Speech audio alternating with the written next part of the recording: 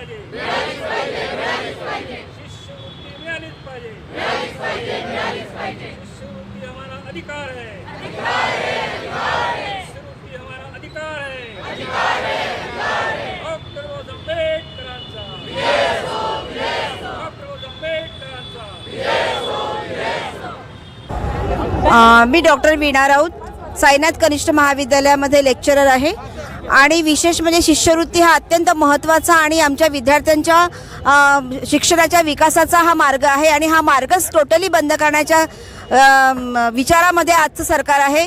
हे सरकार असा विचार कसा करू शकतो, कारण आजही आम्हाला आमच्या मुलांना साधी ट्यूशन फी किंवा साधीशी एक्झाम फी भरण्यासाठी आमच्या मुलांजवळ पैसे नसतात आणि हे शिक्षण शेवटच्या माणसापर्यंत पोहोचावं म्हणून डॉक्टर बाबासाहेब आंबेडकरांनी संविधानामध्ये सगळी नोंद करून ठेवली आहे शिष्यवृत्तीसाठी आणि ती शिष्यवृत्ती आम्हाला पूर्णपणे मिळत तर नव्हती, परंतु जी काही मिळत होती ती पण आज मिळणार नाही अशी घोषणा करण्यात आलेली आहे आणि म्हणून या ठिकाणी संविधान चौकामध्ये आज संपूर्ण SC ST OBC NT minority मुस्लिम संघटना शीख संघटना ह्या सगळ्या संघटनांनी एकत्र येऊन आवाज उठवलेला आहे आणि याचं नेतृत्व डॉक्टर सुखदेव थोरात सरांनी केलेलं आहे। ही अत्यंत जमेची बाजू आहे आणि आम्ही आमचा हक्क हा आम्ही मिळवणारच, कारण बाबासाहेबांनी आम्हाला हे सांगितलेलं आहे की दार ठोठावल्याशिवाय कोणी दार उघडत नाही, हक्क मागितल्याशिवाय मिळत नाही, तो आपोआप तुमच्या पदरात पडणार नाही। आंदोलन हाच एकमेव मार्ग आम्ही आज कोरोना काळ असताना सुद्धा डिस्टन्सिंग पाहून आम्ही हा मार्ग अवलंबिला आहे आणि आज आम्ही इथे आंदोलन केलेलं आहे। हे आंदोलन निश्चितच सक्सेस होईल आणि आमचा हक्क आमच्या पदरात पडेल अशी आम्हाला आशा आहे। आज या संविधान चौकामध्ये SC ST OBC मायनॉरिटीच्या सर्व संघटनांनी मिळून शिष्यवृत्तीच्या संदर्भामध्ये आंदोलन सुरू केलेलं आहे।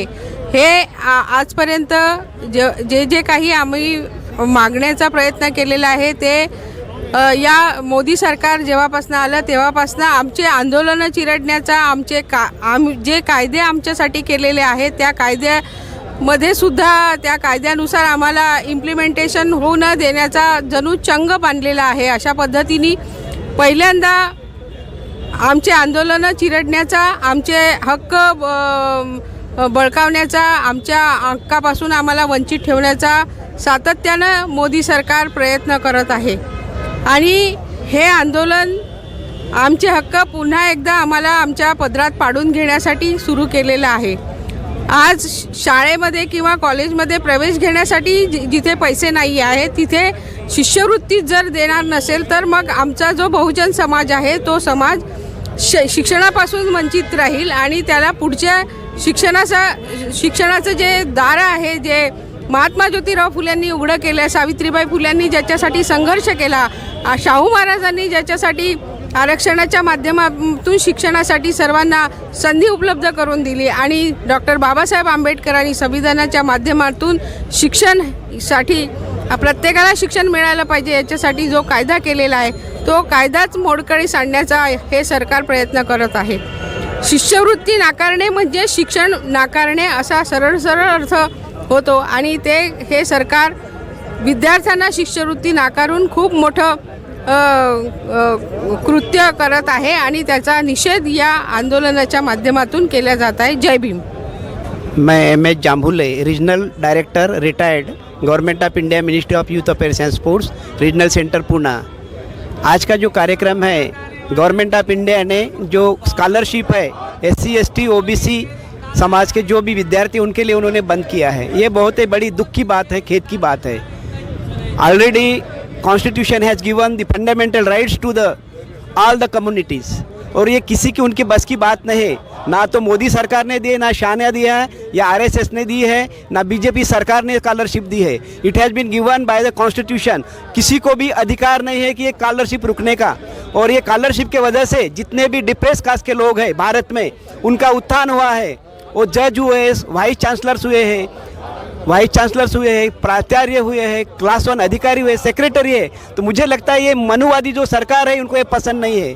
उनको लगता है कि ये हमारा ही खाली मोनोपोली है और हमारे ब्राह्मण और जितने भी उच्च वर्ग के लोग हैं यही उच्च पद पर रहना चाहिए, और जो भी डिप्रेस कास्ट के लोग हैं SC ST OBC और जो ऊपर आ रहे हैं ये अभी उनको कम करना चाहिए, ये उनकी मेंटेलिटी है। सो ये बहुत ही ब्रूटल और बहुत ख़राब मेंटेलिटी है। इसके खिलाफ यहाँ आज नागपुर के संविधान चौक में नागपुर शहर के SC ST OBC माइनॉरिटी की सभी लोग यहाँ उपस्थित रहे और उन्होंने विरोध दर्शाया। ये बहुत बड़ी बात है और हम लगता है कि ये आंदोलन को और आगे बढ़ाएंगे और भारत के पूरे लोग इकट्ठा होकर इसको हम विरोध करेंगे। और मुझे लगता है आज का आंदोलन जो है बहुत ही मनुवादी सरकार के विरोध में है, RSS के विरोध में है और ये संविधान के जो विरोध कर रहे, संविधान को जो विरोध कर रहे उनके खिलाफ है। तो मुझे लगता है सभी लोग हम और दोबारा इकट्ठा होकर इसको हम उग्र बनाएं, तेज बनाएं और सभी सहकार करें, यही मैं अभिलाषा करता हूँ। जय भीम। मी विशाखा कांबळे। आज या ठिकाणी आपण जी सेंट्रल गव्हर्नमेंटनी जी जो फंड आहे शिष्यवृत्तीबद्दल मिळणारा, तो फंड 2 वर्षापासून ते देऊन राहिलेले नाही आणि त्यामुळे ही जी स्कॉलरशिप आहे विद्यार्थ्यांची ती पूर्णपणे बंद झालेली आहे। आणि बघा 1944मध्ये डॉक्टर बाबासाहेब आंबेडकरांनी हे बिल पारित करून विद्यार्थ्यांना, मागासवर्गीय विद्यार्थ्यांना स्कॉलरशिप मिळवून दिली आणि त्यानुसार हे जे विद्यार्थी आहेत हे विद्यार्थी मुख्य प्रवाहात आले, शिक्षण घेऊ लागले आणि एक आपलं चांगलं जीवन व्यतीत करू लागले। परंतु हे जे सरकार आहे हे मनुवादी सरकार, आपण आताच सरांनी म्हटलेलंच आहे आणि ह्या मनुवादी सरकारला ही जे डिप्रेस क्लास, मागासवर्गीय लोक आहे हे शिकून मुख्य प्रवाहात येऊच नाही असं वाटतं। त्यांनी हजारो वर्षापासून त्यांचं जे काम होतं तेच काम त्यांनी करावं आणि त्याच्यातच राहावं आणि जे उच्चवर्णीय लोक आहे, उच्च हाय क्लास लोक आहे त्यांनी मात्र आपली विविध पदे भूषवावी हे त्यांना अजूनही हीच अपेक्षित आहे आणि त्यामुळे त्यांनी ही स्कॉलरशिप बंद केलेली आहे। यामध्ये आपल्या या विद्यार्थ्यांचं अतिशय नुकसान होत आहे आणि आता या कोरोना काळामध्ये अनेक लोकांच्या नोकऱ्या गेल्या, अनेक लोक म्हणजे अतिशय दयनीय परिस्थिती त्यांची आहे आणि ही दयनीय परिस्थिती कोणाची आहे? ही depress class, SC ST OBC याच लोकांची आहे आणि आता जर स्कॉलरशिपही जर मिळाली नाही तर मुलांचे जे शिक्षण आहे ते पूर्णपणे थांबेल आणि मुलं यापासून डेव्हिएट होतील आणि पुन्हा एकदा असं वाटतं की पुन्हा एकदा तेच मागचे दिवस पुन्हा येतात की काय। यासाठी याचा सगळ्या विरोध करण्याकरिता या ठिकाणी आज आपण इथे एकत्र जमलेलो आहोत आणि हा विरोध हा कंटिन्यू राहील। एकदा झालं आणि थांबलं असं होणार नाही, कंटिन्यू हा विरोध राहील आणि अजून ह्या आंदोलनाला मोठं स्वरूप प्राप्त होणार आहे आणि असंच आपण हे सगळे लोक या ठिकाणी जमलेले आहे, आणखी मोठ्या प्रमाणामध्ये हे होणार असं मी अपेक्षा व्यक्त करते। थांबते, धन्यवाद। प्राध्यापक doctor MS Wankhede, Dhanwate national college Nagpur. आज या निमित्ताने मी एवढंच सांगू इच्छितो की पुनश्च या देशामध्ये मनुवादी संस्कृती कशी निर्माण करायची, मनुस्मृतीला पुन्हा कसं आणायचं, ब्राह्मणी वर्चस्व कसं निर्माण करायचं याचं संपूर्ण षडयंत्र आता या सत्ताधाऱ्यांचं सुरू आहे। म्हणजे एकंदरीत पद्धतीने कसं SC STची स्कॉलरशिप संपवायची, तिकडे मग OBCंना संपवत न्यायचं, पण ब्राह्मणांना मात्र 10% आरक्षण देऊन टाकायचं, त्यांना देता येतं। हे या लोकांचं किती मोठं षडयंत्र आहे हे त्यातून स्पष्टपणे दिसून जातं। खरं म्हणजे जो भारतीय संविधानाने आपल्याला अधिकार दिलेला आहे त्या अधिकाराला कसं बगल द्यायची आणि ते आपलं संविधानसुद्धा अक्षरशः कचऱ्याच्या टोपलीत ठेवायचं आणि ते संविधान उद्या कसं जाळून टाकायचं। म्हणजे जशी बाबासाहेबांनी 25 डिसेंबरला मनुस्मृती जाळली तसं एक षडयंत्र या लोकांचं आहे की एक दिवस आपलं भारतीय संविधानसुद्धा पूर्ण उद्ध्वस्त करायचं, त्याला जाळून टाकायचं आणि पुन्हा इथे म्हणायचं की ब्राह्मण, क्षत्रिय, वैश्य, शूद्र ही जी आपली परंपरा आहे, हाच आमचा हिंदुस्थान आहे, हाच आमचा देश आहे, याच्यामध्ये आम्ही असंच करत राहणार, तुम्हाला आमचे गुलाम बनूनच जगायचं आहे, हे त्यांचं षडयंत्र आहे। तेव्हा खऱ्या अर्थाने आपल्या संपूर्ण 85% लोकांनी आता SC असो, ST असो, VJNT असो, OBC असो या सर्वांनी एकत्र येऊन निश्चितपणे आपण एकीची मूठ बांधून त्याच्या विरोधात आपण आंदोलन आज करण्याची नितांत गरज आहे। आणि जर आपण असं करायला लागलो, हे कितीही जरी म्हणत राहिले तर निश्चितपणे यांच्या मनात आपल्याविषयी धडकन भरल्याशिवाय राहणार नाही आणि सरळ सोपेपणाने कुठेच ते अशा आपली चाल ते खेळू शकणार नाही असं मला वाटतं। एवढंच नव्हे, जर आपल्याला भारतीय संविधानाचा जर विचार करायचा असेल तर यांच्या सगळ्या गोष्टींना कशी बगल द्यायची याची पुन्हा आपण एकत्रितपणे येऊन आणि याच्या विरुद्ध आंदोलन उभं करण्याची निश्चितपणे आपण सर्वांनी, सर्व SC ST OBC VJNT यांनी ती स्वीकारावी आणि त्या विरोधात आपण आंदोलन करावं असं मला वाटतं. धन्यवाद. जय भीम, जय भारत, जय संविधान. मी विभा गजबीर आणि एक महिला संघटना ह्याच्या अनुषंगाने आम्ही इथे आलेलो आहोत. हा एक संपूर्ण 80% लोकांचा प्रश्न आहे. तर मला असं वाटतं की शिष्यवृत्ती ही का त्यांनी काढावी? केंद्र सरकार त्यांच्या हातात आहे, मोदी सरकारच्या हातात आहे आणि त्यांनी शिष्यवृत्ती काढून घेतलेली आहे. पूर्ण जबाबदारी जी आहे ती राज्य सरकारवर दिलेली आहे आणि आता राज्य सरकारही आपला हात मागे घेतो आहे की आम्ही खर्च नाही करू शकत. ज्या ज्या राज्यांमध्ये BJPची सरकार आहे ती म्हणेल की हो आम्ही करतो आहे आणि दुसऱ्या अनुषंगाने होऊ शकतं ते फक्त दाखवायला, म्हणजे विरोध करणार नाहीत, पण ते खरोखर आत्ता आपण बघतच आहे 3-4 वर्षांपासून शिष्यवृत्ती मिळतच नाही. तो तसाच प्रकार घडणार आहे. आम्ही एक हाऊसवाईफ ह्या दृष्टिकोनातून पण बघतो की आमच्याही हातात एक बजेट असतं. त्या बजेटमध्ये आम्ही पूर्ण घर संसार, आम्ही आपला संसाराचा गाढा नेत असतो आणि ह्या अनुषंगाने आम्ही काय करावं? म्हणजे खावं की शिक्षणाला लावावं? खायला तेवढे पैसे नाही लागत हो. शिक्षण किती महाग झाले. गव्हर्मेंट शाळा बंद करणे, सगळ्या गव्हर्मेंट फॅसिलिटीज बंद करणे आणि त्याच्यासोबत आता शिष्यवृत्तीही काढावी. म्हणजे करावं काय साधारण माणसाने? मिडल क्लास माणसाला तर सगळ्यात जास्त मरण आहे. मला असं वाटतं की हा खूप बेकार असा निर्णय आहे आणि ह्याचा विरोध सर्वांनीच करायला पाहिजे. आम्हीही करतो आहे आणि आम्ही त्याच्यासाठी चाललो.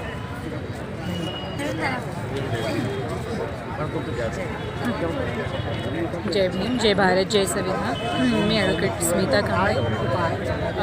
आज जे आपण या ठिकाणी जमलेलं आहोत ते शिष्यवृत्ती संदर्भात. शिष्यवृत्ती कमी करण्यापेक्षा आपण म्हणूया ते हटवण्याचं फार मोठं षडयंत्र ह्या केंद्र सरकारने आखलं आहे आणि त्याच्यामध्ये बरीचशी प्रमाणामध्ये ते केंद्र सरकार यशस्वी होत आहे.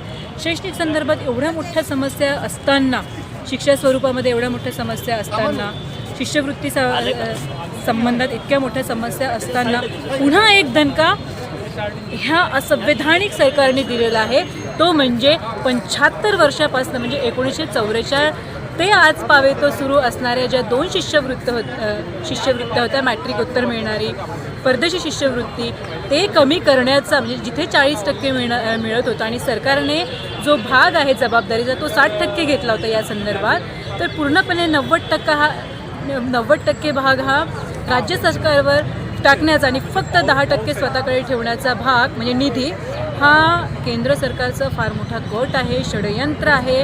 ह्याच्या मागे त्यांचं असं आहे की ह्या वर्गाने SC ST OBC आणि खास करून आंबेडकराईट वर्गामधील जो तरुण पुढे येत आहे, आवाज उचलत आहे अन्य अत्याचाराच्या विरोधात किंवा देशहितासाठी जे जे प्रावधान आहे त्या सगळ्याच्यामध्ये आंबेडकरी समाज पुढे येऊन, संविधानप्रेमी समाज पुढे येऊन आवाज उठवतो आणि हा आवाज केवळ शिक्षण घेतल्यामुळेच येत आहे.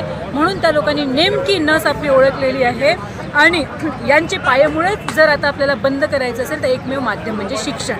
आणि आपलं तुम्हाला माहीतच आहे की 2 पिढ्या शिक्षण घेतल्यामुळेच प्रगल्भ झालेलं आहे, स्वतःची प्रगती करत आणि आत्ता आपली ही 3री पिढी आहे. आत्ता कुठे हे 3री पिढी एवढं महागडं शिक्षण असताना देखील स्कॉलरशिपच्या भरोशावरती शिक्षण घेत आहे. ते संपवण्याचं कटकारस्थान ह्या केंद्र शासनाने रचलं आहे आणि म्हणूनच जे डॉक्टर बाबासाहेब आंबेडकरांनी 1944ला ही शिष्यवृत्ती आणण्यासाठी किती धडपड केली. 1919 पासून त्यांनी शिक्षणाचा संदेश तेव्हा अच्युत वर्ग आपण म्हणायचं त्या आपल्या अस्पृश्य बांधवांना दिला. 1928ला पुन्हा कायदेशीररित्या दलितांना हक्क अधिकार शैक्षणिक स्वरूपामध्ये आर्थिक रित्या मिळायला पाहिजे हा देखील आवाज उठवला. 1932ला पुणे करारामध्ये ती पुन्हा मागणी उचलून धरली, पण त्या काळी ब्रिटिशकालीन जे शासन होतं त्यांनी मागणी मान्य करून देखील वचन पाळलं नाही. लगेचच बाबासाहेब 10 वर्षानंतर 1942ला जेव्हा कामगार मंत्रालयामध्ये आले तेव्हा पुन्हा त्यांनी लिथलिगो सरकारला आठवण करून दिली, व्हाईसराय लिथलिगोला, की बघा तुम्ही जे बोलले होते ते आता तुम्ही पूर्ण करा.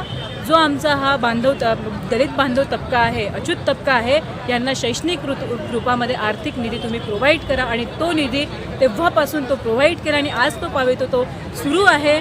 पण हा निधी संपवण्याचा, शिष्यवृत्ती संपवण्याचा फार मोठं कारस्थान हे आता सुरू आहे. हे आम्हाला थांबवावं लागेल. म्हणून डॉक्टर बाबासाहेब आंबेडकर म्हणतात की जेव्हा जेव्हा अशा प्रकारचं षडयंत्र होईल त्याचं नेतृत्व हे आंबेडकरी समाजाने करायलाच पाहिजे, कारण तो आपला डॉक्टर बाबासाहेब आंबेडकरांचा आदेश आहे. डॉक्टर बाबासाहेब आंबेडकरांनी देखील आम्हाला हा संदेश दिला की आम्ही प्रत्येक भौतिक लाभाचा, म्हणजे 1928ला विधिमंडळामध्ये 5 ऑक्टोबर 1928ला विधिमंडळामध्ये बोलताना ते म्हणाले की आमच्या विद्यार्थ्यांनी, तरुणांनी, आमच्या लोकांनी जे काही भौतिक स्वरूपामध्ये आम्हाला प्राप्त झालेले लाभ आहे त्या कोणत्याही लाभाचा आम्ही त्याग करायला तयार आहोत, पण कदापिही आम्ही उच्च शिक्षणाचा त्याग करणार नाही. हा संदेश बाबासाहेबांनी दिला. आजही आम्ही तो संदेश पाळायला पाहिजे, हे नेतृत्व हाती घ्यायला पाहिजे. एक प्रेशर ग्रुप तयार करून सरकारवरती दबाव आणून ही जी स्कॉलरशिप आहे, जी शिष्यवृत्ती आहे ती 40%वरती, आधी तर 100% होती, आता 40% करण्यात आली. ती जी जुन्याप्रमाणे सुरू आहे तीच करण्यात यावी, यासाठी आपण वेगवेगळ्या मार्गाने आंदोलन हे तोपर्यंत हे आंदोलनात सातत्य ठेवायला पाहिजे जोपर्यंत हे मनुवादी शासन 40% स्कॉलरशिप या करणार नाही. आणि म्हणूनच त्यासाठी, म्हणजेच आमच्या अस्तित्वासाठी हा लढा आहे. त्यासाठीच आज आम्ही या क्रांतीभूमीमध्ये, संविधान भूमीमध्ये आम्ही आज या ठिकाणी जमलेलो. Thank you so much. जय भीम. स्कॉलरशिप बंद करने का षड्यंत्र करने वाली सरकार मुर्दाबाद, मुर्दाबाद, मुर्दाबाद. नरेंद्र मोदी मुर्दाबाद, मुर्दाबाद, मुर्दाबाद. मोदी सरकार मुर्दाबाद, मुर्दाबाद, मुर्दाबाद. मोदी सरकार मुर्दाबाद, मुर्दाबाद, मुर्दाबाद. अनुसूचित जाति की स्कॉलरशिप बंद करने का षड्यंत्र नहीं चलेगा, नहीं चलेगा, नहीं चलेगा. जो सरकार निकम्मी है वो सरकार बदलनी है, जो सरकार निकम्मी है वो सरकार बदलनी है. फुले बाबासाहेब आंबेडकरांचा फुले बाबासाहेब आंबेडकरांचा नाही कुणाच्या बापाची. मुर्दाबाद, मुर्दाबाद. मोदी सरकार मुर्दाबाद, मुर्दाबाद, मुर्दाबाद. मोदी सरकार मुर्दाबाद, मुर्दाबाद.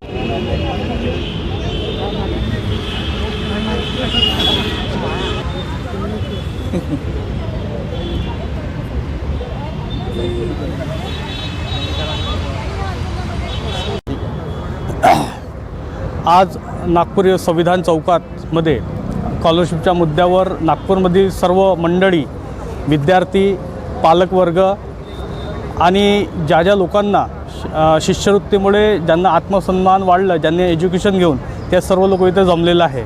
विशेष म्हणजे या मुद्द्यावर चर्चा करण्यासाठी, या मुद्द्याला हात घालण्यासाठी समाज कल्याणच्या माध्यमातून, महाराष्ट्र सरकारच्या माध्यमातून तथा केंद्रीय सरकारच्या माध्यमाला बरेचदा या देशातील सर्व लोकांनी, SC ST OBC आणि मायनॉरिटीच्या लोकांनी वारंवार निवेदन दिल्यानंतर त्याच्यावर कुठल्याही प्रकारचं सरकारने आपलं म्हणणं, स्टेट असो सेंट्रल असो, त्यांनी आपलं मत आतापर्यंत मांडलेलं नाही आहे.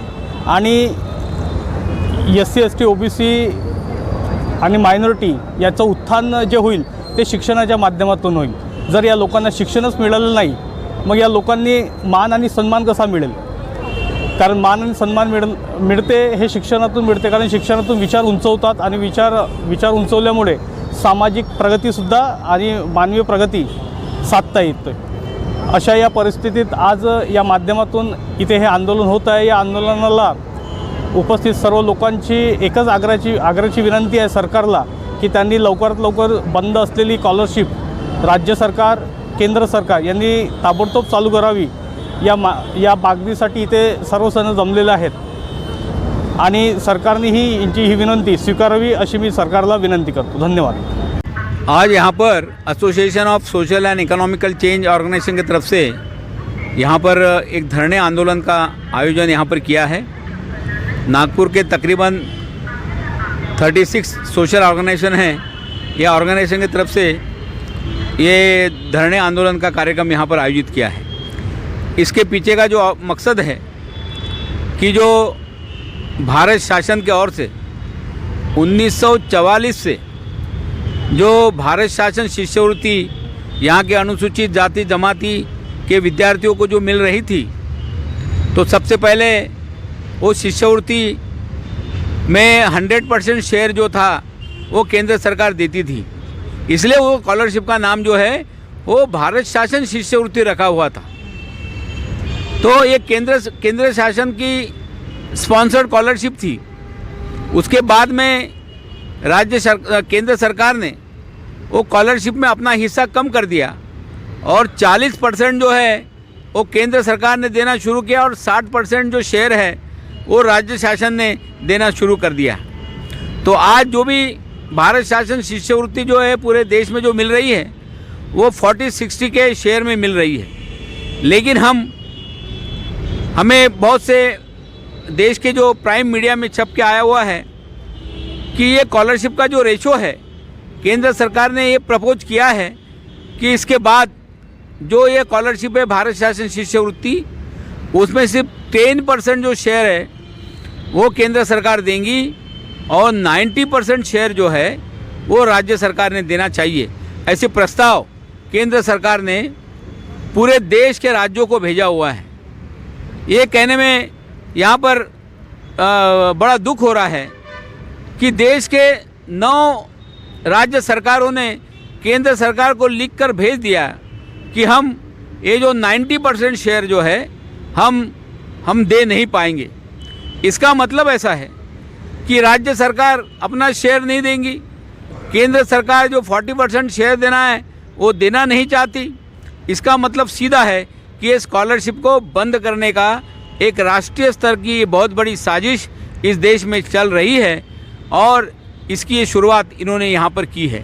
तो जो 1944 से जो स्कॉलरशिप इस देश में चल रही थी, साइमन कमीशन के सामने डॉक्टर बाबा साहब अम्बेडकर जी ने जो मेमोरेंडम लिखा था, वो मेमोरेंडम में कहा था कि अगर इस देश के अस्पृश्य वर्ग को शैक्षणिक विकास अगर करना है तो उन्हें स्कॉलरशिप देना चाहिए, उन्हें कुछ आर्थिक जो फंड है उन्हें प्रोवाइड करना चाहिए।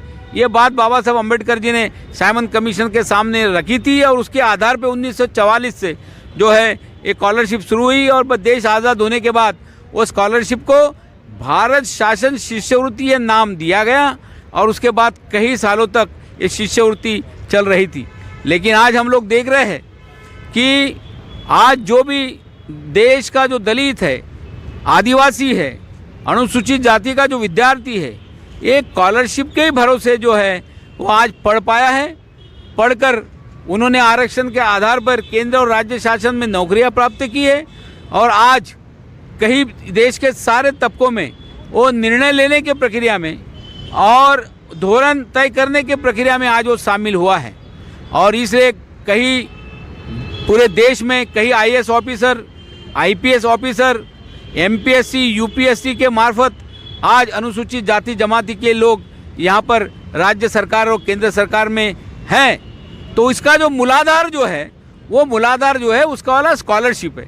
अगर ये स्कॉलरशिप नहीं होती, ये फ्रीशिप नहीं होती तो ये लड़के पढ़ नहीं पाते। अगर पढ़ नहीं पाते तो उन्हें आरक्षण नहीं मिलता और आरक्षण अगर नहीं मिलता तो आज केंद्र और राज्य सरकार में आज जो ये लोग तुमको आज बड़े विभागों में नौकरी के ऊपर बड़े बड़े पदों पर दिख रहे हैं वो ये शायद नहीं दिखते। और इसलिए इसका जो मूलाधार जो है उसे ही खत्म करने की ये साजिश चल रही है। स्कॉलरशिप को बंद करना यानी इसका मतलब ऐसा है कि देश के अनुसूचित जाति जमाती के लड़कों को शिक्षा लेने का जो अधिकार है वो अधिकार से उनको वंचित करने का ये बहुत बड़ा षड्यंत्र है। डॉक्टर बाबा साहब अम्बेडकर ने भारतीय राज्य घटना के सेक्शन 15(4) में लिखा हुआ है कि ये देश के दुर्बल घटक अनुसूचित जाति, अनुसूचित जमाती, इस वर्ग के शैक्षणिक उत्थान के लिए उन्हें स्कॉलरशिप, फ्रीशिप ये सारी सुविधाएं प्रोवाइड करना चाहिए। ये बात सेक्शन 15(4) में लिखा हुआ है और इसीलिए राज्य सरकार ने ये प्रोवाइड करना ये उनकी जिम्मेवारी बनती है। इसलिए केंद्र शासन, राज्य शासन जो हमें स्कॉलरशिप दे रही है और शैक्षणिक सुविधाएं दे रही है, ये भारतीय राज्य घटना के सेक्शन 15(4) में जो लिखा हुआ है उसकी ये इम्प्लीमेंट कर रहे हैं। तो ये स्कॉलरशिप नहीं देना ये भारतीय राज्य घटना का बहुत बड़ा अपमान है।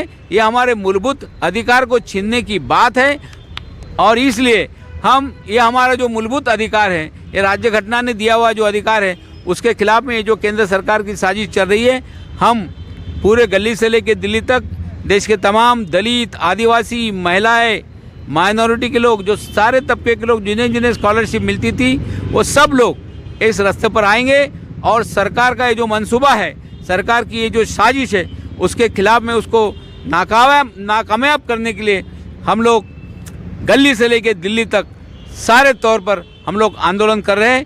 ये सांकेतिक तौर पे लोगों को बताने के लिए ये धरने आंदोलन हमने यहाँ पर रखा हुआ है। बहुत सारे महिला ऑर्गेनाइजेशन भी यहाँ पर शामिल हुई है और ये महिला ऑर्गेनाइजेशन के लोग। एक बात है कि इसमें आपको परमिशन क्यों नहीं दी गई है? सबसे पहले मैं ये निषेध करना चाहता हूँ नागपुर के सारी ये पुलिस यंत्रणा का कि हमने उन्हें परमिशन मांगा था बर्डी पुलिस स्टेशन को, लेकिन उन्होंने परमिशन हमें नहीं दी। उन्होंने उसके अंदर कोविड का कारण बताया कि कोविड की वजह से हम लोग परमिशन नहीं दे पाएंगे। लेकिन मेरा ऐसा कहना है कि जब कोविड है, कोरोना के साथ होने के बावजूद भी बिहार में इतने इलेक्शन हुए, लाखों करोड़ों लोग मैदान में आए, इनके सरकार इनके मंत्री और प्राइम मिनिस्टर के भाषणों में वहाँ पर कई हज़ारों लोगों की गर्दी हुई, तब इन्हें नहीं रोका गया। नागपुर के अंदर पदवीधर मतदार संघ और इधर तुम्हारे शिक्षक मतदार संघ के इलेक्शंस हुए, हज़ारों की गर्दी हुई। कलकत्ता में नहीं, पूरे देश में सत्ताधारी लोग रैली निकाल रहे, उन्हें कहीं रोक नहीं रहे। उनको कोरोना का कोई 144 धारा लागू नहीं है।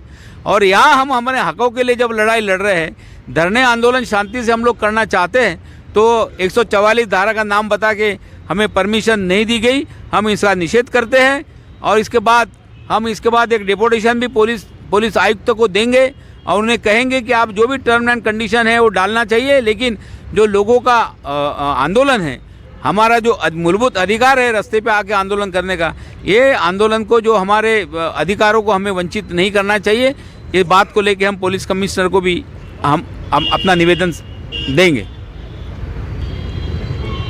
इस माध्यम से लोकतंत्र को खत्म करने की साजिश तो नहीं हो रही, क्योंकि जिस तरह से हमने देखा है कि संसद नहीं चलेगी, कोरोना के नाम से संसद नहीं चलेगी और एक पर एक अध्यादेश जारी होते जा रहे हैं और इसके ऊपर में कोई सांसद बोलने को तैयार नहीं है, क्योंकि संसद शुरू नहीं है। ऐसी अवस्था में संसद शुरू नहीं है तो लोकतंत्र खतरे में है, ऐसा आपको नहीं लगता? पूरा लोकतंत्र ही नहीं तो भारत का संविधान ही खतरे में।